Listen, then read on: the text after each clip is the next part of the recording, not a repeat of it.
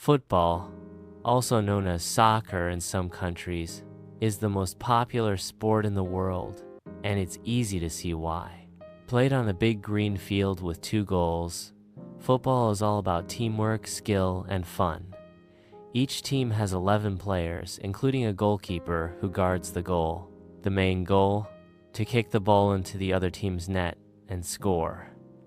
But here's the trick, you can't use your hands unless you're the goalie. Players use their feet, heads, and sometimes even their chests to control the ball. The game starts with a kickoff in the center, and the team that scores the most goals by the end of 2 halves, each 45 minutes long, wins the match. Some players are defenders, protecting their side. Others are midfielders, helping both attack and defend.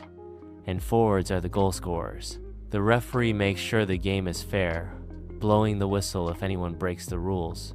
Football teaches kids how to play as a team, stay active, and never give up.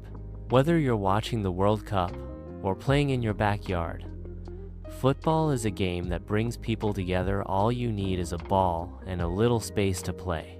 So put on your shoes, grab some friends, and let the match begin.